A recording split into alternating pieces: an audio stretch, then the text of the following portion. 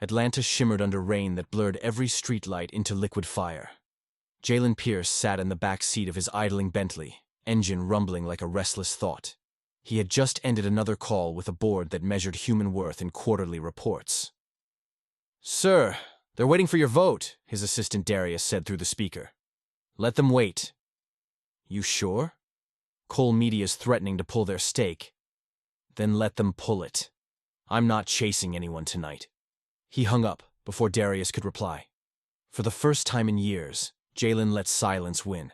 No conference buzz, no PR filter, just the sound of rain colliding with steel and glass.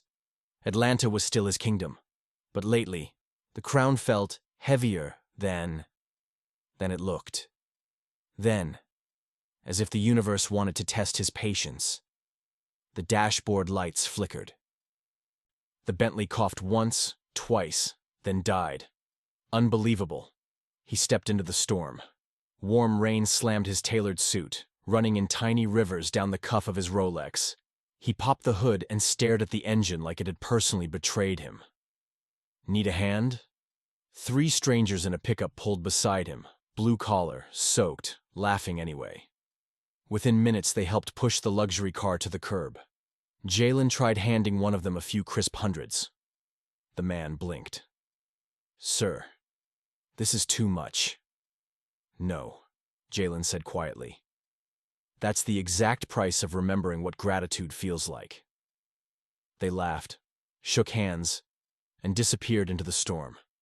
He stood there longer than he needed to, watching their taillights fade, realizing how rare it was to meet people who expected nothing from him. A bus screeched to a stop nearby, Route 48, downtown Chicago Avenue. He almost waved it off. Then, for reasons he couldn't name, he climbed aboard. The bus smelled of wet coats and city fatigue. A few passengers glanced up, one eyebrow raised at the sight of a man in a $1,000 suit. He took a seat near the back, phone off, head against the fogged window. Halfway downtown, 2 performers boarded, a man with a beat-up guitar case and a woman carrying a small speaker. Early 20s, confident, soaked but smiling. The woman lifted her chin. "Evening, everybody. We're not begging. We're sharing. Whatever you drop helps keep the lights on at our studio." She nodded to the man who hit play. A simple chord. Then, her voice. Pure. Sharp. Untrained in the best way. Like the city itself was singing through her. Jalen's breath caught. The melody wasn't random. He knew it. Try, strive, strengthen your heart. You alone shape your tomorrow. He hadn't heard that song in 8 years, not since the night everything went wrong, not since Nia Thompson. When the song ended, scattered applause rippled through the bus. The woman smiled, collecting small bills and loose change. As they passed him, Jalen found his voice. "Where'd you learn that song?" The man shrugged. "Our mom taught it to us." "What's your mom's name?" "Nia," the woman said proudly. The bus jolted forward, but Jalen's world had already stopped. By the next stop, they were gone, out into the rain, laughter trailing behind them. He didn't chase them. Couldn't. He sat frozen until the driver called. "End of the line, sir." Back in his penthouse, the skyline glittered through floor-to-ceiling windows. Vanessa Cole's name flashed across his phone again. His fiancée. Business partner in the face of the empire he'd built. He let it ring out. He called Darius instead. "I saw her," Jalen said. "Who?" "Nia." "The same Nia you." "Yes." "And she's here? In Atlanta?" "No. Chicago. I'm catching the first flight." "Boss!" But the line was dead. By sunrise, Jalen was behind the wheel of a rental sedan, Chicago air biting through the cracked window. The city had changed, sleeker, colder, but every corner still carried the ghosts of who he'd been. "Find her," he told Darius over speakerphone. "Full name Nia Thompson, address, work, everything. Quietly." "Copy. Give me a few hours." He parked on a narrow street lined with tired apartments and boarded-up storefronts. Somewhere nearby, someone was frying onions, and gospel hummed from an upstairs window. He hadn't realized how much he missed the smell of ordinary life. Phone buzzed again. "Got her," Darius said. "She works nights at a bar called the Indigo Room. Single. 2 adult kids, Zuri and Noah." Jalen closed his eyes. "Text me the address." The Indigo Room was neon and nostalgia. Dim lights, brass posters, a stage barely big enough for a microphone stand. The kind of place where people clapped with both hands and their whole hearts. Jalen slipped into a corner booth, cap low. When she walked on stage, the room itself seemed to still. Naya Thompson. 8 years had only deepened her. Same smile, sharper edges. She wore midnight blue and a calm that looked earned, not borrowed. When she sang, her voice carried the weight of every decision she'd had to justify alone. He didn't blink once through the whole set. When she finished, applause erupted. She bowed slightly, thanked the crowd, and headed toward the hallway behind the stage. Jalen followed. "Nia." She froze. He watched her spine stiffen before she turned. "Jalen?" The word came out flat, like a name she'd practiced forgetting. He stepped closer. "You look, good." "Don't," she warned. "I saw them," he said, her jaw clenched. "Who?" "The 2 singers, the ones on the bus." Her eyes flickered. "You followed me?" "I didn't even know they existed." "Now you do," she said. "So what? You think you can just show up and audition for fatherhood?" He winced. "That's not—" "Don't finish it," she snapped. "You left, Jalen. You didn't just lose track of us. You erased us. You made ambition your church." He swallowed hard. "I thought I was doing it for us." "No," she said quietly. "You did it for the man in the mirror." He couldn't argue. She started to walk away. "Please," he said. "Let me help somehow." She stopped, but didn't turn. "We don't need saving." "I'm not trying to save you." "Then what do you want?" "The truth." Silence. "Are they mine?" he asked. Her shoulders stiffened. When she spoke, her voice was steady but cold. "You don't deserve to know." Then she walked out the back door and left him standing in the echo of everything he'd ruined. That night, Darius texted again. "Darius, board wants answers. Vanessa says investors are jumpy." Jalen typed back, "Tell them I found something more important than money." Darius, "What's her name this time?" Jalen, "Nia." Still, Nia. He closed his phone and leaned back in the booth, staring at the empty stage where she'd just sung. Somewhere between the melody and the silence, he realized he'd spent 8 years climbing a ladder that led nowhere. Tomorrow, he decided, he'd start again, at the bottom, where the music still sounded human. Chicago didn't wake up. It groaned. By morning, the streets steamed under last night's rain, sirens blending with horns and early shift chatter. Jalen drove without direction, passing storefronts where the smell of cheap coffee could still make a man believe in new beginnings.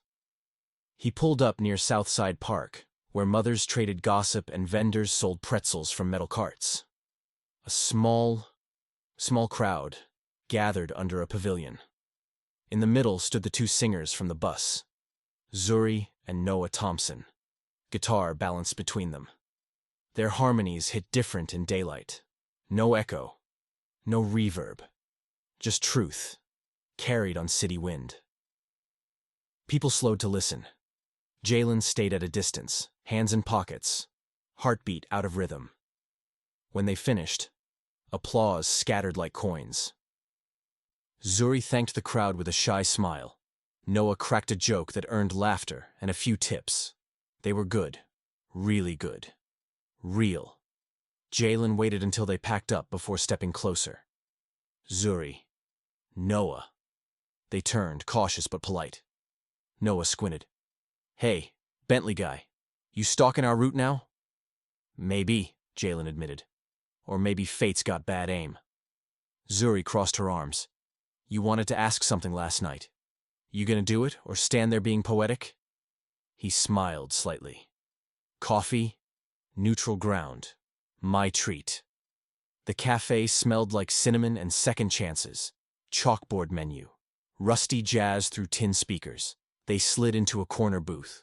Twins on one side, Jalen on the other. Zuri spoke first. We don't do pity or brand sponsorships.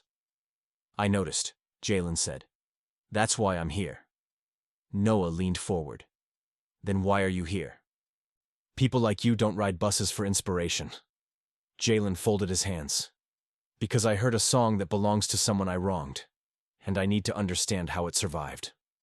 Zuri exchanged a look with her brother. You knew our mom? He nodded. Years ago, we built something together. Music, dreams. Then I left. Why? She asked flatly. He looked down at his untouched latte.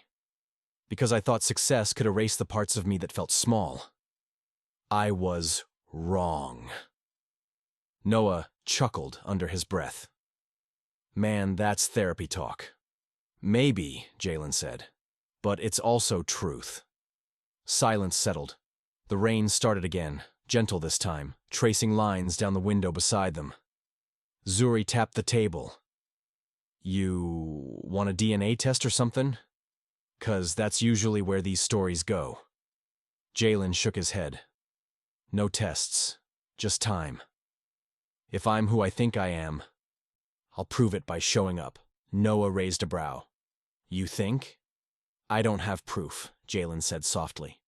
But the way you edit lines mid-verse, Zuri, and how you hum before you play, Noah, it's like déjà vu. I used to do the same with your mother when we wrote together. The twins fell quiet.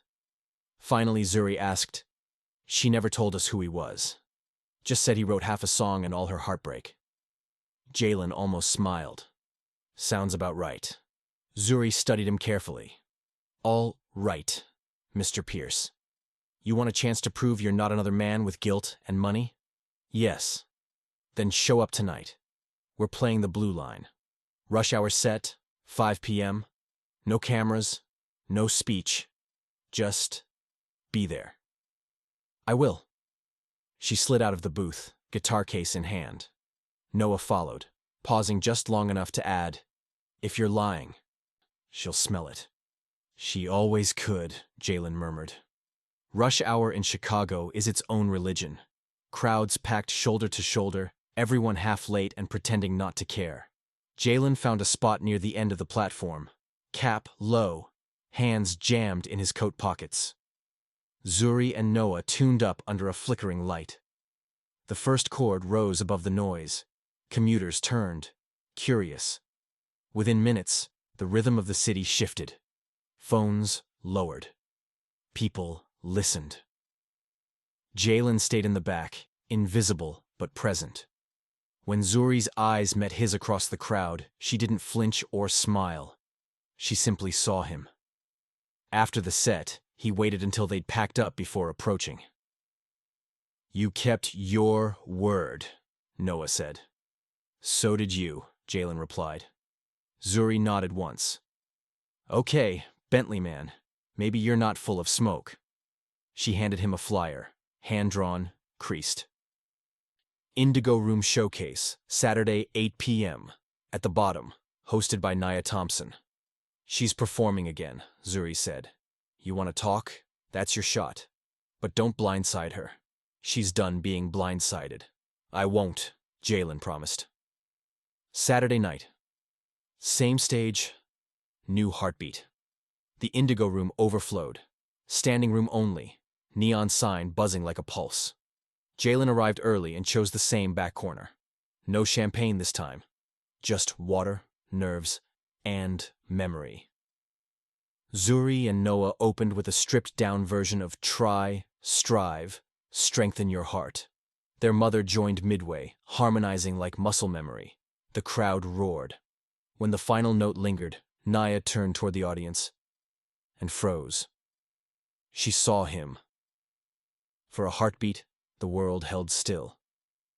Then she smiled professionally, thanked the crowd, and walked off stage. He followed again, but slower. Careful. Backstage, she was sipping water, breathing steady. When she noticed him, her expression barely changed. "You really don't quit," she said. "Not this time. You came to the show. Congratulations. You proved you can buy a ticket." "I didn't buy it," he said. "Zuri gave it to me." That made her pause. "She what?" "She said I'd get one chance to tell you the truth." Nia set the bottle down. "Then say it." "I didn't leave because I stopped loving you. I left because I thought love wasn't enough to build an empire. Turns out, an empire's nothing without love." She exhaled sharply.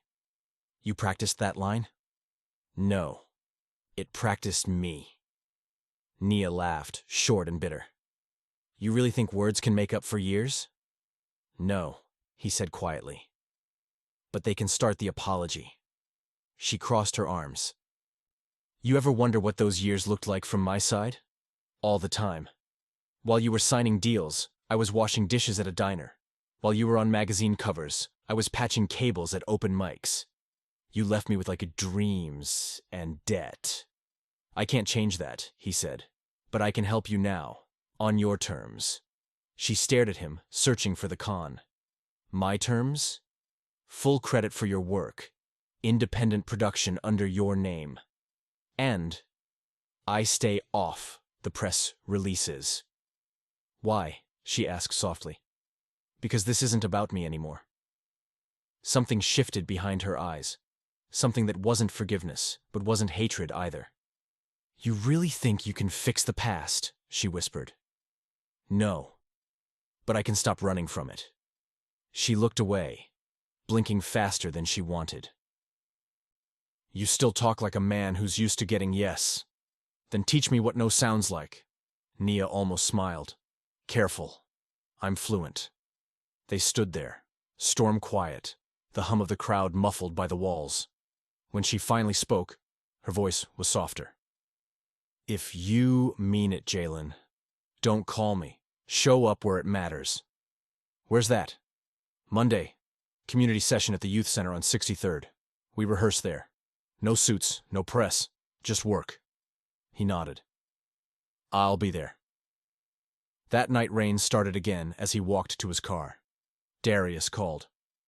"Boss, board meeting's imploding. Vanessa says if you miss tomorrow, they'll vote you out." "Let them," Jalen said. "You serious? You built that company." "I built the wrong thing." Darius sighed. "So what now?" "Now," Jalen said, "I build something real." Back at her apartment, Nia sat by the window. Phone buzzing with texts from Zuri and Noah. Zuri. He came. Stayed the whole show. Noah. Didn't even flinch when people stared. Zuri. "You okay?" Nia typed back, "I don't know yet." She set the phone down and looked out at the wet city streets. For the first time in years, the idea of not knowing felt almost like hope. The Community Arts Center looked like every promise Chicago ever made to the South Side. Brick, scuffed by weather. Windows patched but clean. A mural, wrapping the corner with brown hands holding microphones and paintbrushes like tools and weapons. A paper sign on the door read, "Rehearsal, after hours." Jalen tugged the hood of his sweatshirt lower and slipped inside. No security, no PR team, no velvet rope. Just the smell of pine sol and the dull hum of old fluorescents warming up. Down the hall, a multi-purpose room became a studio when somebody rolled out the mismatched rugs, keyboard against one wall, 2 battered amps on milk crates, cables that had seen too much life. Zuri was seated on a folding chair, notebook open, pen tucked behind her ear. Noah stood near the mic, guitar strapped, tuning by feel. Nia, in black jeans and a faded blue note tee, was coiling a cable with the quiet focus of someone who'd done every job a stage demanded. She looked up when he stepped in. "You're on time," she said. "I figured you'd start without me." "We would've," Noah said, half grinning. "But you brought snacks. You live." Jalen raised the white bakery box. Neighbor insisted. Peach cobbler and a key lime tart. Zuri cut a look at her mother that said watch him and set her pen down. Set the cobbler over there. And don't drip on the mixer. It's rented and temperamental. Noted, he said, setting the box away from the gear like it was nitroglycerin. The door at the back swung open. A tall man in a slate cardigan, rolled sleeves and frames that belonged on book covers, entered with a portable recorder and a canvas tote. He had the sort of posture that made a room feel like a seminar, and the kind of quiet that came off like authority. "Nia," he said, voice warm. "Forget the XLR. I grabbed 2 from the office." She smiled despite herself. "You a mind reader now?" "Occupational hazard," he said, lifting a coil of cables. He glanced over Nia's shoulder and clocked the billionaire in the hoodie. "Ezra," Nia said, turning to Jalen. "This is our grant director and sometime engineer, Ezra Miles. He keeps the lights on when the city forgets we exist." "Pleasure," Ezra said, crossing the room to offer a hand. "I know your face from the money pages." "Jalen," he returned, shaking. "I know your name from the grants I wish I'd written." Ezra's smile flickered, appreciation with a side of appraisal. "You're here to sit? Or to stir?" "I'm here to listen," Jalen said. "And to not be the story." "Good," Ezra said, moving to the board and flipping a couple of ancient switches. "Because we already got one." He pointed with his chin at Zuri and Noah. "Show him the spine." Noah stepped to the mic, palm patting the guitar's shoulder like a living thing. He hit 3 chords that felt like a door opening. Zuri came in with a hum, pure tone, no words yet. Then shaped it into the hook. "Try, strive, strengthen your heart. We carry tomorrow in the dark." Nia slid in under them on a harmony that sounded like home. Ezra kept one headphone ear off, balancing board noise with the room. Jalen didn't move. If he breathed too loud, he'd drown. When they cut, the hum of the power strips filled the space where the last note had been. "You changed the cadence," Jalen said, speaking before he remembered he was trying to be quiet. "Yeah," Zuri said, pen already scratching. "The bridge dragged. I cut the second refrain down to a 2-bar drop and layered a counter-melody under the hook." Jalen nodded. "You tucked the ache behind the hope." She blinked, then smiled reluctantly. "Okay, poet, you can stay." Ezra clicked the recorder off. Again from the pre-chorus, "Don't sell the breath." They ran it 3 more times, each pass tightening an invisible knot between them. Nia's ear caught a clipped consonant. Ezra rode the gain like a slow tide. Noah found a ghost note on the 4th bar and left it in. Mistake turned signature. During a pause, Ezra set the headphones down and turned to Jalen. "You spent time in rooms like this?" "Before people started bringing me bottled water with a napkin, like I was fragile," Jalen said. "Yeah." "Then you know the rules," Ezra said. "You can make suggestions after we break. In the room, the song belongs to the people holding it up." "Understood," Jalen said, and meant it. They worked until the clock on the wall surrendered to the second hand. When Ezra finally called it, Zuri flopped sideways in the chair, face scrunched in that particular exhaustion that feels like joy. 15, Ezra said. "Recalibrate your ears. Hydrate. Cobblers are edible." "Plural," Noah corrected, already lifting the lid. "Witness me." Laughter, soft and earned. Nia took a forkful of peach and leaned against a speaker, eyes on Jalen. "You know Monday after hours isn't glamorous." "Glamour's a great way to hide the work," he said, "and I'm done hiding." Something about the way he said it made her set the fork down. Ezra reappeared with a manila envelope he hadn't brought in earlier. "While we're telling the truth," he said, handing it to Nia. "This came to the center's mailbox this morning." She frowned. "What is it?" "Legal," Ezra said, pulling his glasses back on. "From a defunct entertainment LLC your old producer registered 8 years ago. Guess who holds the parent company?" Jalen felt the shift before he saw the name. Crown Avenue Holdings, Ezra said, tapping the header. Which is my old shell, Jalen finished, heat crawling his neck. Let me see. Nia slid the papers out. The language was familiar. Work for hire, irrevocable assignment, perpetuity, universe. Words that bleed artists dry. The title field listed 3 songs: River Hands, Midnight House, and Strive. The signatures were fax-warped, the dates smudged. Beneath artist was a name that made her jaw clench. Nia Thompson. Where did he get my signature? Nia asked, voice flat. Ezra's mouth turned to a hard line. He didn't. Compare the loops on the T. That's a copy and paste job from your W-9.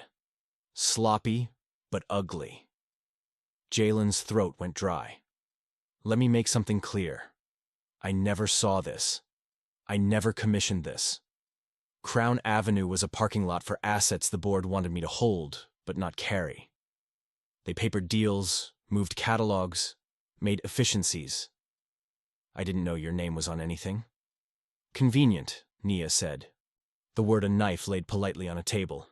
I deserve that, he said, meeting her eyes. And I deserve the next one. But this I'll fix. How? Ezra asked. No heat, just assessment. I still have cause rights over Crown Avenue, Jalen said. They buried that clause because no one thought I'd use it. Any contract executed under misrepresentation voids, especially with forged consent. I can dissolve the holding entity, revert your masters, and indemnify you against any claim. You talk like a lawyer, Zuri muttered. I had to, he said.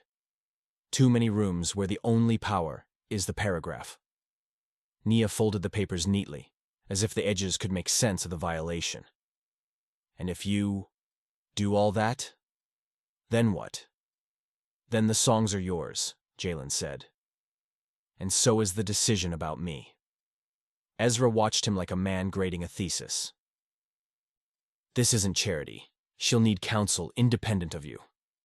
I'll pay for counsel you choose, Jalen said, and I won't be in the room. Zuri whistled low. That's either guilt or growth. Sometimes they're the same road, Ezra said. The power flickered once, twice, like the building was thinking about sleep. Outside, rain started again, Chicago's metronome. Darius's name flashed across Jalen's phone. He stepped into the hall, answered low. Talk. You're trending in rooms that don't have timelines, Darius said.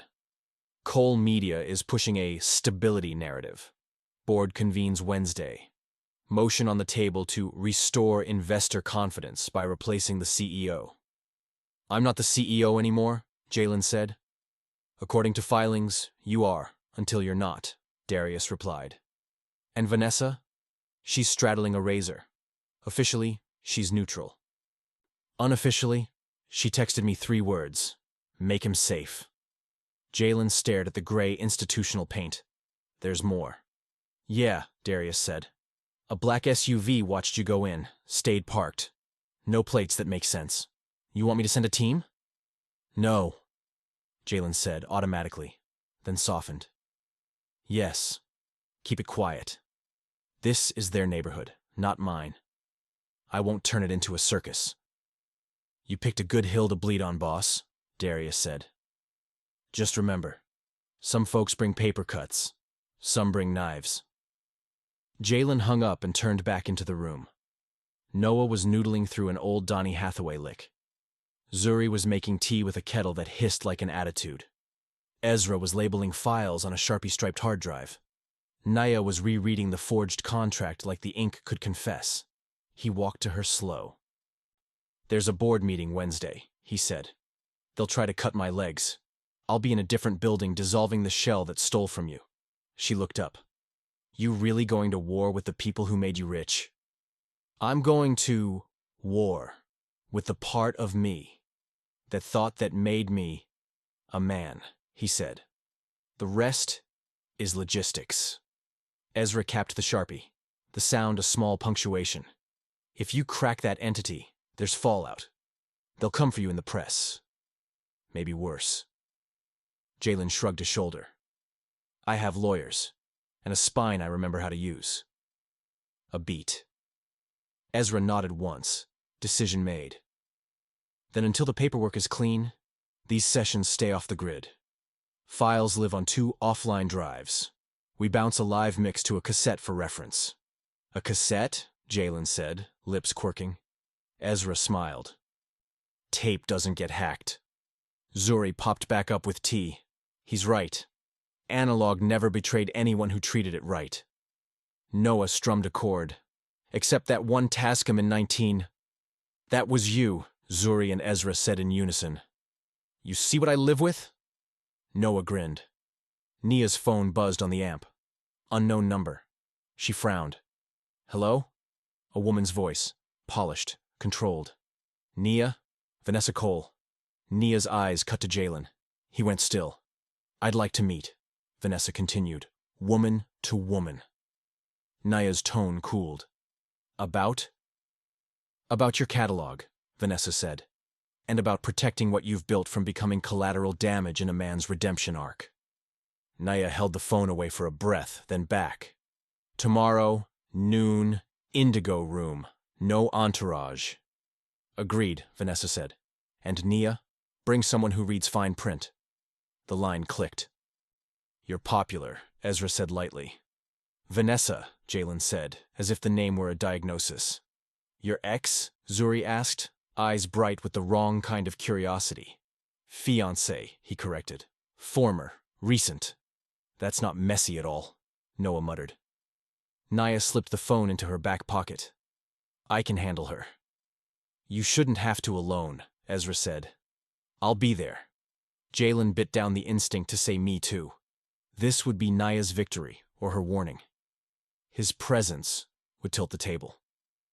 I'll stay away, he said. But after you meet her, call Darius. He knows the side doors in their house. Nia studied him like she might memorize the way he didn't push. Okay. The break ended, not with a clapped count-in, but with a quiet recalibration that felt like faith.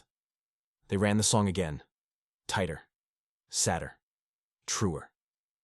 At the bridge, Nia closed her eyes, and for the first time since the Indigo Room hallway, she let herself sing the line the way she wrote it in a kitchen 8 years ago. We ain't lost, we just learning where the map bends. Something happened to the room. Nothing visible, everything essential. Jalen didn't breathe until the last harmony fell into place, and his lungs remembered their job. Print it, Ezra said softly, and hit record. They worked until the building settled all the way into night. When Ezra finally powered down, Nia gathered the manila envelope and tucked it into her messenger bag like evidence and armor. At the door, Jalen paused.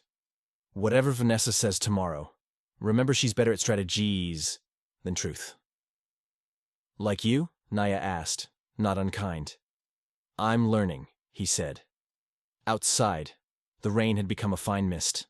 No drama, just persistence. A black SUV idled half a block down, lights asleep. Darius texted, 2 on the tail, already pivoting them to a joyride. Don't look back. Jalen didn't. He lifted a hand, not touching Nia, not asking. I'll call the lawyer tonight. By the time you meet Vanessa, your masters will be moving home.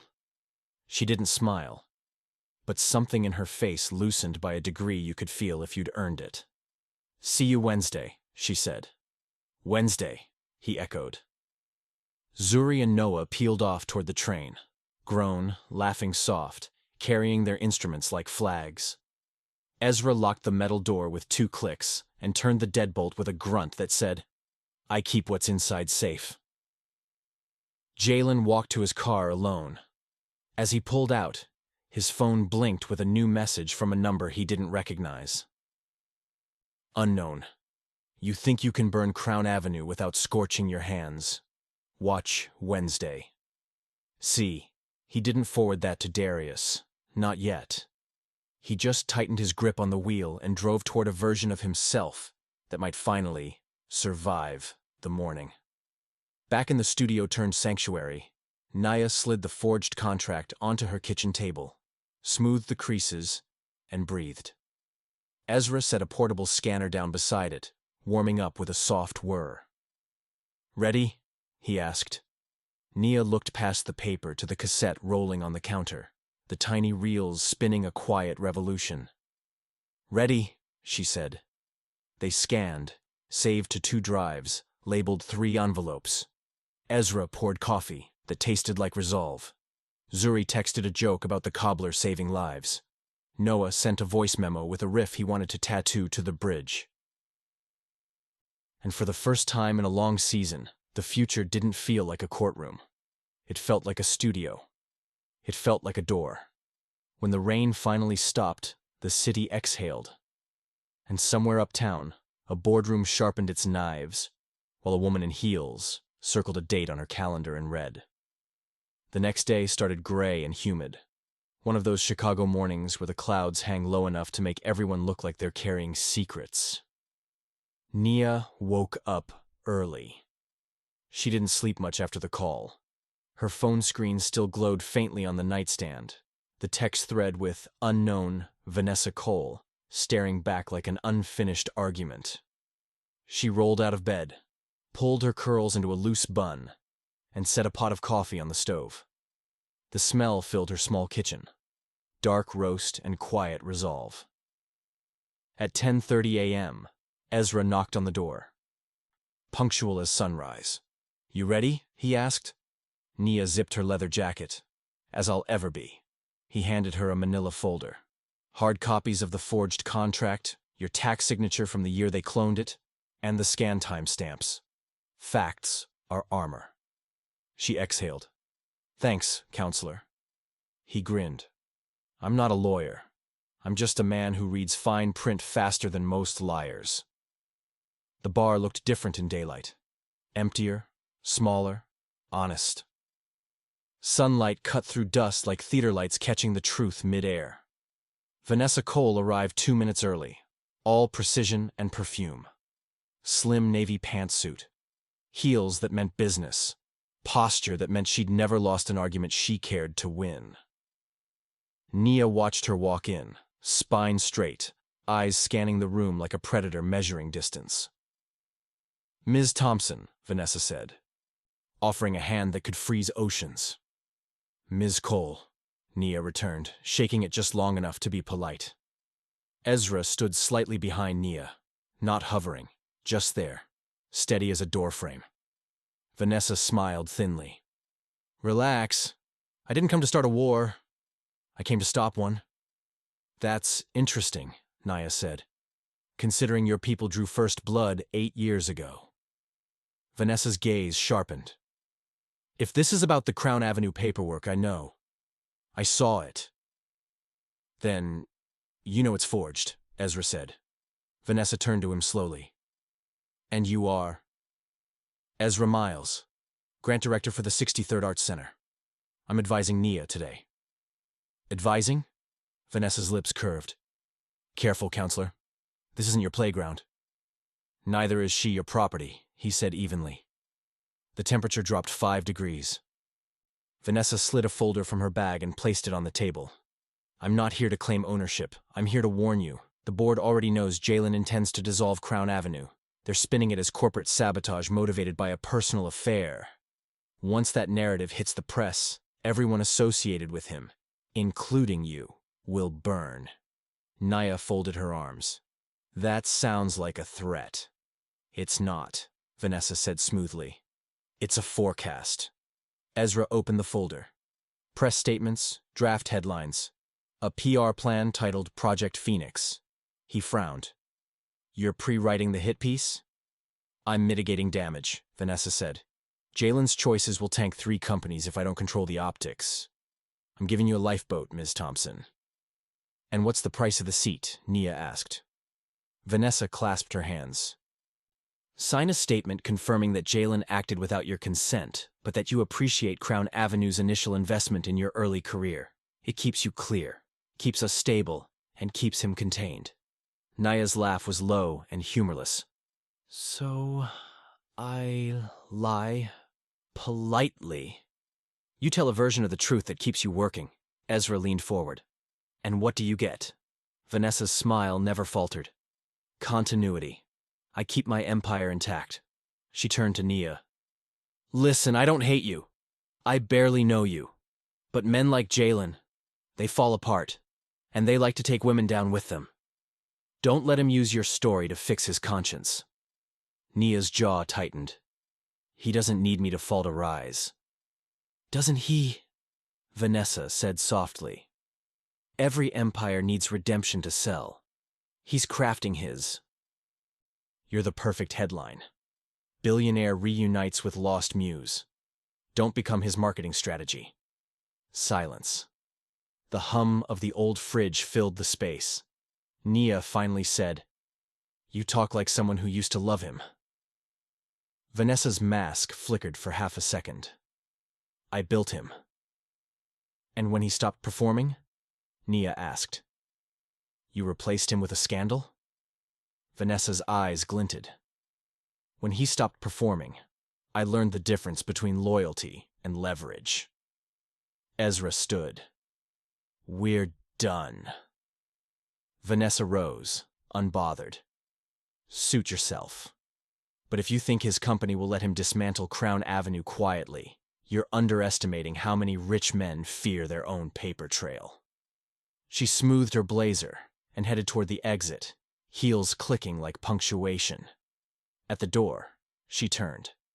For what it's worth, she said. I believe you wrote that song. I heard him humming it at 3 a.m., more times than I care to admit. Maybe that's why I came, to see the woman who made him remember he had a soul. And then she was gone. Nia sank into the chair, exhaling, like she'd been holding her breath for a decade. Ezra sat across from her, flipping the folder closed. She's scared. Of what? Of losing control of the story. People like her don't bleed. They manage narratives. But she blinked when she said your name. Nia rubbed her temples. So now what? He fights his board. She fights him. And my name ends up trending next to two billionaires with egos and lawyers. Ezra smiled faintly. You forgot one detail. What's that? You still have the song. And the voice. She looked at him, weary but curious. You think music can fight money? I think truth can, he said. But you'll need to decide how loud you want it to be. 46 floors above Michigan Avenue, a conference table gleamed under LED light. The city sprawled beyond the glass. Indifferent. Expensive. Alive. Jalen Pierce stood at one end.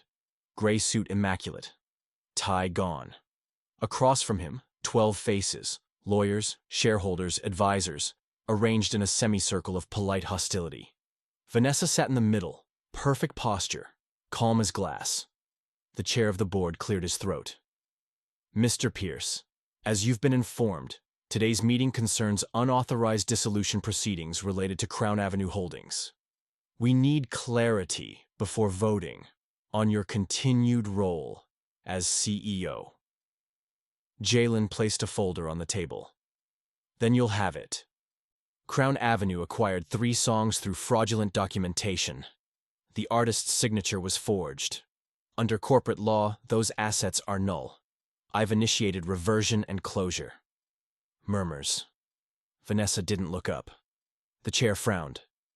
That entity holds catalogs worth $40 million. 40 million stolen dollars, Jalen corrected.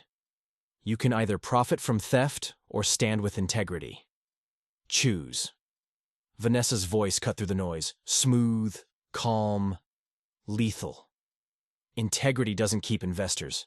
Stability does. He met her eyes. You came here to warn me once. Now I'm warning you. If you keep hiding forged contracts behind brand loyalty, this board won't just lose a company, it'll lose its name. Someone coughed. Another checked his phone. The silence stretched. Finally, the chair said, We'll recess for 15 minutes. The room emptied. Only Jalen and Vanessa remained. She stood slowly. You really think this moral crusader act impresses anyone? I don't need to impress, he said. I need to sleep at night. Vanessa's tone softened. You'll lose everything. He smiled, tired. I already did once. I'm just repeating the lesson louder. She studied him, eyes unreadable. I meant what I said to her. You're using redemption like PR. Then you don't understand redemption, he said. It doesn't clean the slate. It just keeps you from breaking again. He walked out before she could answer. Later, that night. In Nia's apartment, Nia was washing dishes when a knock came, steady, patient. She dried her hands and opened the door. Jalen stood there, rain-soaked, no tie, sleeves rolled. He looked nothing like the man from the magazines, more like the one who used to fall asleep next to a notebook full of half-written lyrics. You shouldn't be here, she said. I know, but I needed to tell you what happened before the news does. She crossed her arms. You lost. He nodded. Unanimous vote. They pushed me out. Good, she said. Now you're free. Free and radioactive, he said with a weak smile. They froze my accounts. But before they could, I filed the dissolution. Your masters are legally yours again. She froze. You're serious? Signed, sealed, filed with the state registrar. You'll get the notice tomorrow. You own your music, Nia. Completely. Her eyes filled before she could stop it. You didn't have to do that. I did, he said. Because I had to know I could give back something I stole. Even if I didn't mean to. She stepped closer, studying his face. What now? He shrugged. I start over. Smaller. Maybe learn what silence feels like when it's not punishment. Nia smiled softly. You ever realize how dramatic you sound? He laughed. First real laugh in weeks. It's the only language I learned from you. They stood in the doorway, the city humming behind them. She said quietly, You want coffee? He nodded. If you'll let me stay until it cools. Just coffee, she warned. For now, he said. The kettle whistled. Rain started again. Across town, Vanessa Cole sat alone in her high-rise office, watching a new headline scroll across the business ticker. Pierce, Corp, ousts. CEO, Jalen. Pierce, after internal audit. Below it, smaller text. Independent artist regains rights to her music after corporate error. She closed her laptop slowly.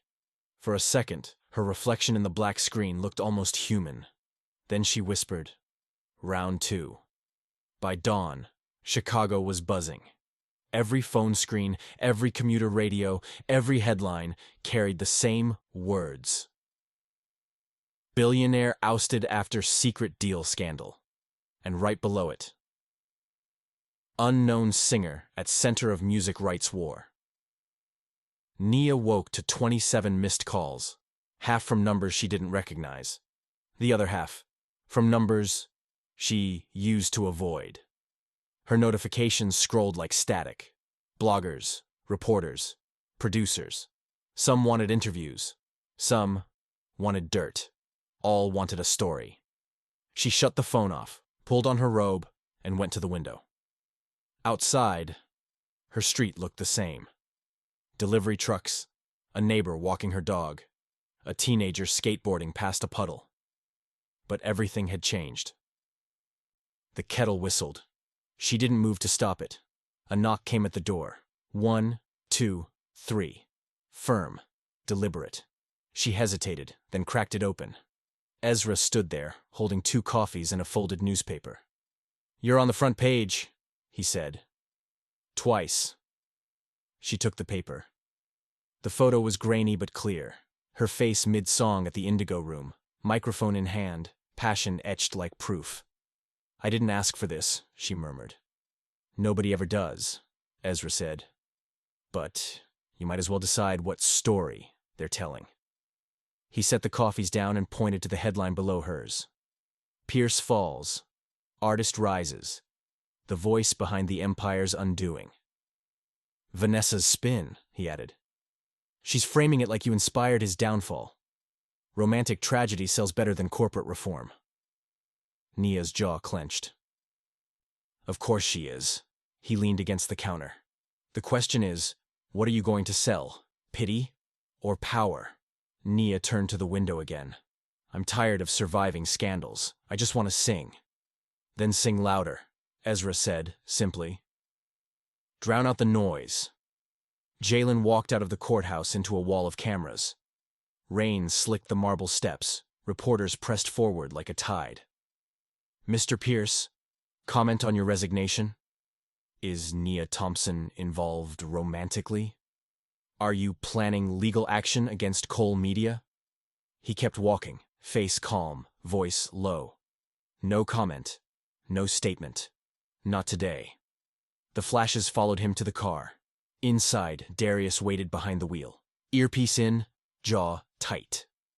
Whole city's eating popcorn, Darius said. Cole's people are framing you as a lovesick liability. Vanessa just gave a statement saying, sometimes love makes bad leaders. Jalen exhaled through his nose. That's clean work. She rehearsed it. She's also freezing your accounts offshore. We're tracing it. Don't, Jalen said. Let her keep the money. Darius blinked. Boss. Let her keep the money, Jalen repeated. We'll keep the truth. Ezra spread paperwork across the small bar table. Nia watched him highlight lines while the old jazz speaker crooned quietly in the corner. Press is moving faster than law, he said. But I filed your copyright ownership officially.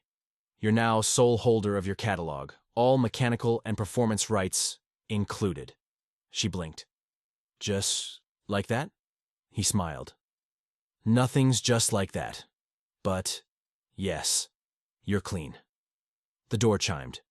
A courier stepped in, handed Nia a slim envelope, and left without a word. She opened it. Inside was a handwritten note on thick cream stationery. He gave up everything for you. Don't waste it hiding. V. Nia passed it to Ezra. He scanned it once, then slid it back. That's not a threat. That's a challenge. I don't owe her a public performance. No, Ezra said. But you owe yourself a debut. She frowned. You mean? I mean, we host a live stream concert right here, tomorrow night. One song. No corporate label. You upload it directly to your channel. Let the world hear the version that's actually yours. Nia hesitated. The whole world's watching a scandal. Exactly, he said. So give them art instead of gossip. Jalen packed quietly. 2 suitcases, 1 box of vinyl records, 1 framed photo of a younger man with ambition instead of regret. He stopped at the window overlooking the skyline. For years he'd measured success by altitude, how high, how far. Now the view looked like glass over water. Beautiful, but no ground underneath. His phone buzzed. Unknown number. He almost ignored it, until he saw the message. Tomorrow, Indigo Room. She's singing. No signature. But he knew. He stared at the screen, then at his reflection. Guess we're not done, he muttered. The next night, 7:59 p.m. The Indigo Room glowed with string lights and cheap incense. No crowd. Just a few cameras. Ezra behind the mixer, and the quiet hum of an online audience waiting in digital anticipation. Nia sat on the stool, mic in hand, a soft navy dress hugging the kind of stillness that comes before flight. Ezra gave her a thumbs up. You're live in 10. She nodded. The red light blinked on. Good evening, she began, voice steady. You don't know me yet. You've read my name, maybe my mistakes, but not my sound. This song isn't about loss or lawsuits. It's about finding yourself after the noise. She looked straight into the lens. So, wherever you are, turn the volume up. Let's rewrite what they said about us. The music started. Soft piano, steady percussion, heartbeat tempo. Her voice rose, clear and raw. We ain't lost. We just learning where the map bends. Every ending's just a road trying to begin again. Outside, rain began to fall, like it was keeping time. At minute 3, a familiar figure stepped quietly through the back door. Jalen. He stayed in the shadows, hood up, eyes wet. Not from rain. When the final note faded, the comments exploded. Hearts, claps, crying emojis. Ezra muted the mic and said, 58,000 viewers in 15 minutes. That's viral in real time. Naya exhaled, shaking. I didn't think I'd make it through. You didn't, Ezra said, smiling. You broke through. She laughed weakly, wiping her eyes. Then she saw Jalen standing near the door. For a second, her face froze. Then she said quietly, Give us a minute. To Ezra. He nodded, stepped out. The conversation Jalen approached slowly. You were incredible. You shouldn't be here, she said, but her voice softened. I had to see it. You sounded like freedom. She studied him. You lost everything. He shrugged. I found something better. Don't start sounding like a movie again. I won't. I'm done performing. He reached into his jacket, pulled out a small flash drive, and set it on the bar. What's this? She asked. Every internal document proving Crown Avenue's fraud. Emails, timestamps, audits. If Cole tries to twist the narrative again, this is your insurance. You sure you want me to have it? It's yours by right, he said. You wrote the truth long before I bought the lie. She picked up the drive, thumb running over the metal edge. You could have buried her with this. He nodded. Or I could let the music do it cleaner. Naya looked at him, the anger she'd been nursing finally softening into something human. You really changed. Maybe I just stopped pretending to be the man who left. Silence. The rain outside filled it. Then she said, You staying in town? For now. Thinking of opening a small label. Real contracts, real percentages. Maybe name it after a song that started all this. Try, strive, she said. He smiled. Fitting, isn't it? She looked down, then up again. You should go. The press will spin this if they see us together. He hesitated, then nodded. All right. As he turned to leave, she called after him. Jalen. He paused. Thank you, she said softly, for giving it back. He smiled faintly. You gave it life. I just returned what was never mine. Then he left. Later that night, Ezra returned, headset still on. He's gone? Nia nodded. Yeah. Ezra watched her for a moment. You okay? She smiled. Small but real. For the first time in years. The live stream numbers kept climbing. Hundreds of thousands now. Messages flooded in from all over the world. Your voice saved me. This song hit different. Keep singing. Nia looked at Ezra. You think people will remember this when the gossip fades? He said. If it's real. It'll outlast the noise. She took a deep breath. Let it out slow. For the first time, she said, I think I believe that. Outside, the rain slowed to a soft mist, streetlights glowing like quiet applause. Somewhere uptown, Vanessa Cole's phone lit up with breaking news alerts about Nia's live performance. She scrolled the mouse, the comments, eyes narrowing, the kind of smile that promised she wasn't done. But for tonight, Nia didn't care. For tonight, the song belonged only to her. And that was enough. The morning after the performance, sunlight crept through the blinds of Nia's apartment, slicing through the quiet. Her phone wouldn't stop buzzing. Notifications blinked across the cracked screen.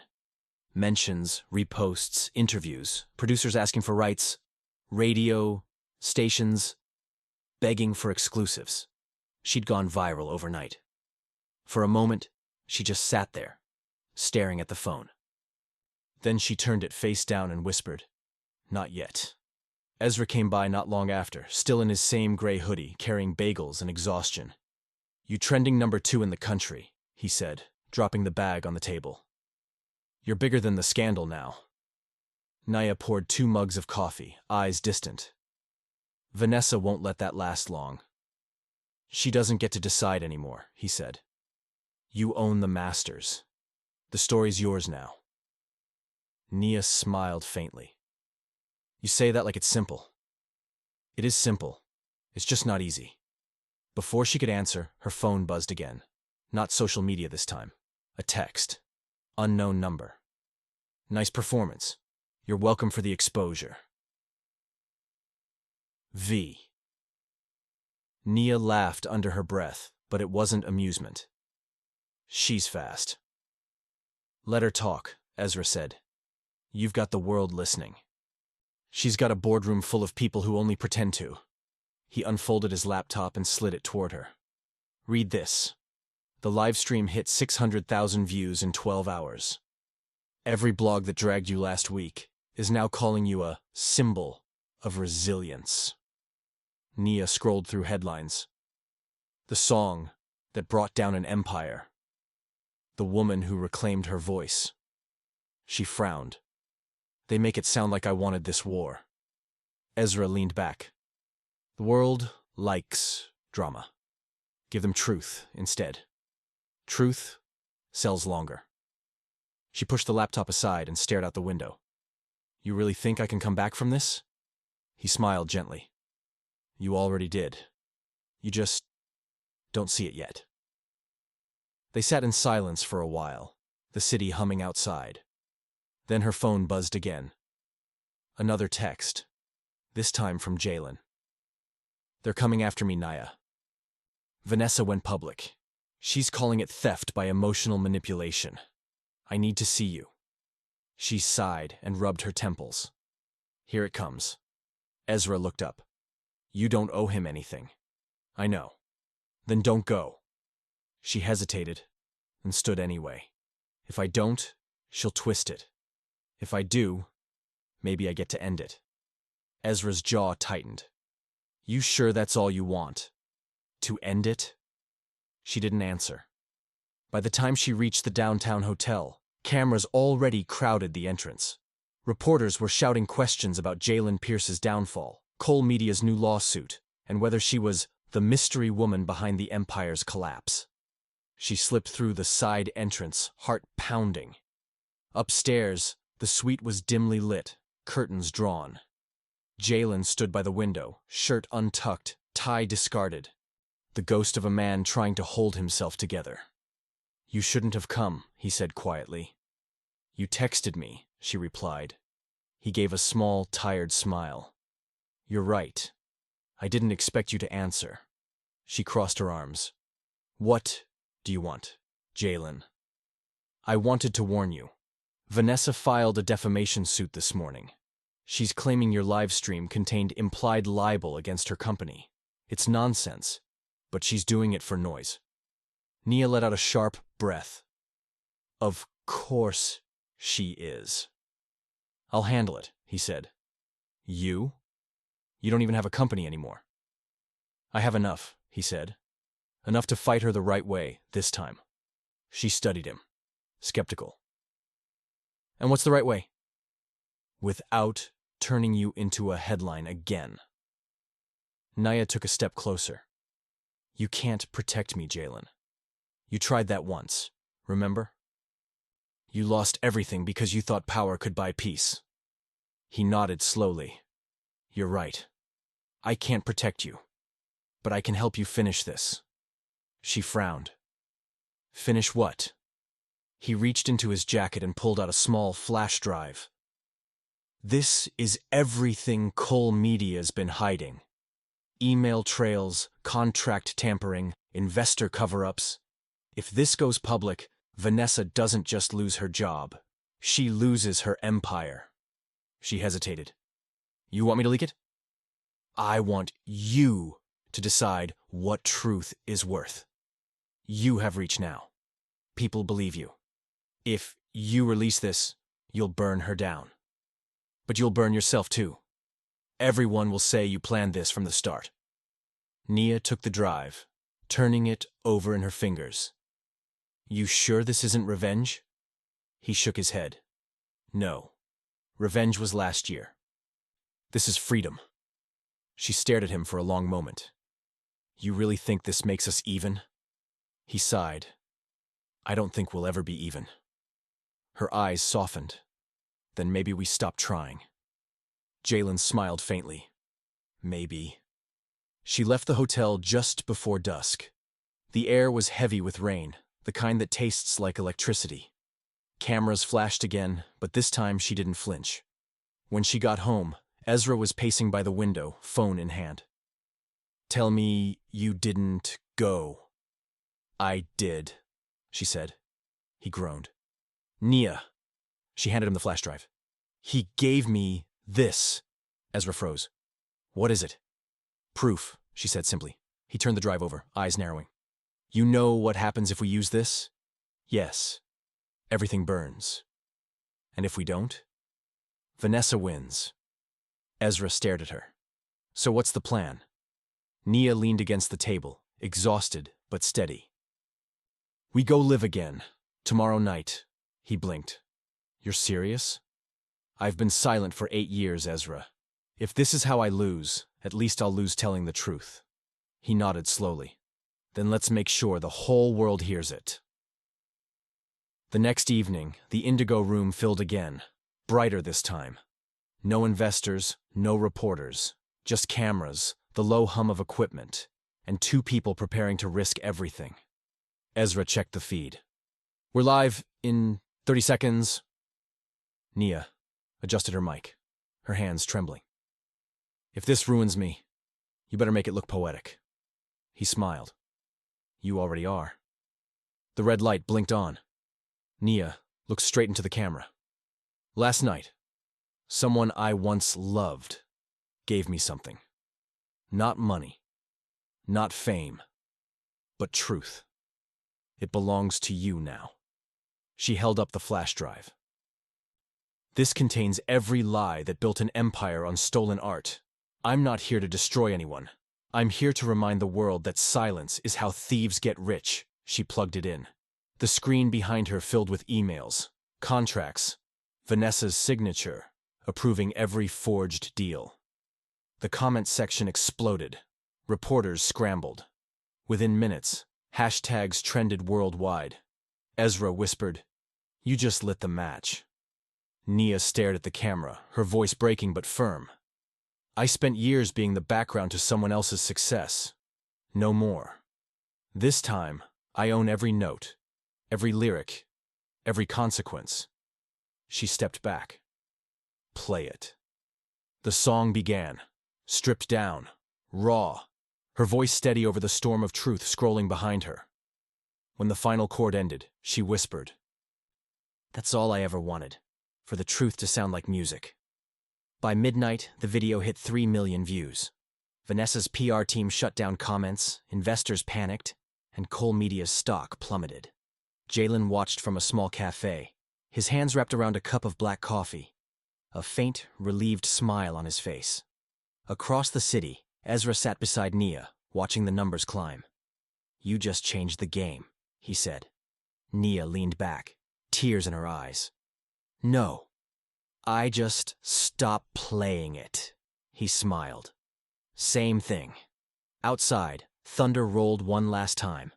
But this time, it didn't sound like warning. It sounded like applause.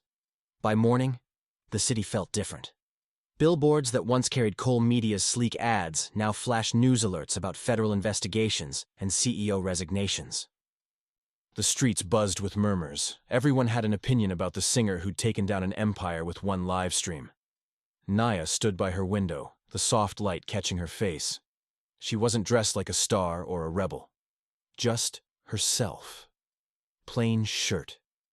Hair tied back. Bare feet on the cold floor. Her phone vibrated constantly on the counter, a stream of interview requests, brand deals, apologies from people who once ignored her emails. She didn't answer a single one. The door opened quietly. Ezra stepped in, holding 2 coffees. You're officially untouchable, he said, half grinning. Vanessa's been subpoenaed. Her entire legal team quit last night. Cole Media just announced her temporary leave. Nia took the coffee but didn't smile. Funny. I thought winning would feel lighter. Ezra leaned against the table. That's because it's not the end, it's the start. She looked at him. Start of what? He shrugged. Whatever comes after surviving. She nodded slowly. You know, for the first time in years, I don't have to fight for the mic. It's just there, waiting. That's the power you earned, Ezra said softly. Not fame. Control. They sat in silence for a moment, the kind that didn't need to be filled. Then her phone buzzed again. This time, she looked. A message from Jalen. Press wants my side. I told them the truth. You were right. She stared at it for a long second. Then she set the phone down. You gonna reply? Ezra asked. No, she said simply. He already knows what I'd say. That afternoon, Nia walked downtown alone. The sidewalks glimmered with puddles from last night's rain. A small crowd stood outside the Indigo Room, taking selfies in front of the now iconic mural, a painted version of her performance from the night she went viral. She stopped across the street and watched them. No one noticed her. No one called her name. And for the first time, she liked it that way. A little girl tugged at her mother's sleeve and pointed at the mural. Mama, that's the singer who said the truth out loud. The woman smiled. Yeah, baby. Sometimes truth sings louder than lies. Nia smiled faintly and walked on. At the same time, across town, Jalen was sitting in a half-empty office. No suits, no assistants, no empire. Just a man with a laptop and a notebook. Darius leaned in the doorway, arms folded. You really starting over? Darius asked. Yeah, Jalen said. Smaller, cleaner. No investors? He shook his head. Just artists. People who actually care about music. Darius grinned. So, no shareholders breathing down your neck. No snakes either. Darius walked over, dropping a folder on the desk. You know she changed everything, right? Jalen didn't look up. She changed herself. I just watched.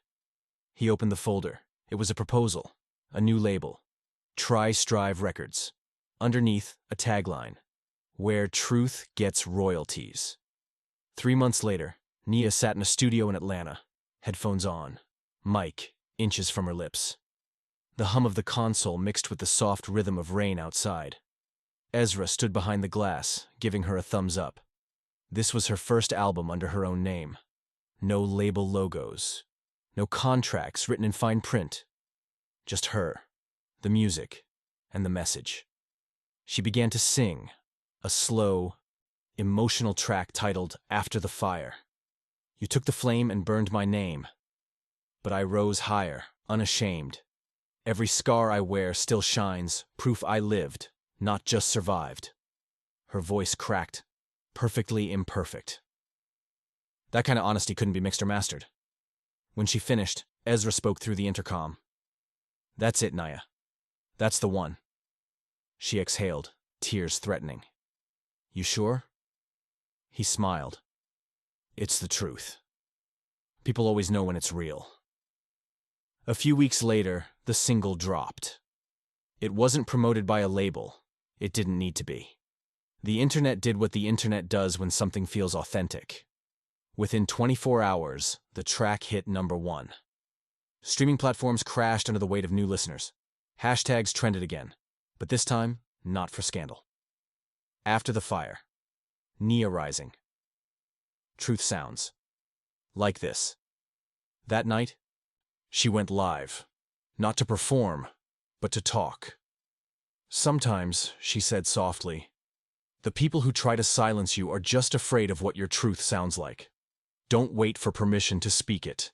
And if you ever forget your worth, play this song until you remember. Her comment section flooded. People from all over the world, women, men, survivors, dreamers, writing messages like confessions. Ezra watched from the control room, proud but quiet. He'd seen artists chase fame all his life, but this was something different. This was legacy. Later that week, Naya walked into a coffee shop. Not for a meeting, not to hide, just to breathe. The barista smiled nervously. "Hey, aren't you—" "Yeah," she said with a laugh. "But today I'm just getting coffee." As she waited, a man stepped beside her. Jalen. Plain jeans, no suit, no entourage, just him. "Didn't expect to see you here," he said. I could say the same. They stood for a beat, awkward but calm. The kind of silence that used to sting, now just quiet. "I listened to your album," he said. "It's beautiful." "Thank you." "I started Tri-Strive Records," he added, glancing at her. "Not asking for anything. Just thought you should know." She nodded. "I hope it's everything you wanted." He smiled softly. "It's honest. That's enough." The barista called her name.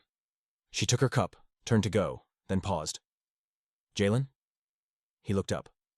"Don't forget why you started," she said. "Not everyone gets a second chance." He nodded. "Neither do I plan to waste mine." She smiled faintly. "Good." Then she walked out, sunlight spilling through the open door behind her. That evening, as the sun set over the skyline, Nia stood on her balcony with a glass of wine, watching the city light up. Her phone buzzed again, notifications, praises, new offers, but she ignored them. This time, she didn't need to chase validation. She'd already earned peace. She looked straight at the camera she'd set on the railing, the same one she used for her first viral livestream, and pressed record. "Before we end tonight," she said, voice soft but firm, "I want to say this to anyone watching. No matter where you are, no matter who doubted you, your truth will always be louder than their version of you. Don't let them write your story. You own it." She smiled. That calm, knowing kind of smile that only comes after fire. "And if you've ever felt unseen, drop a comment. Tell me where you're watching from.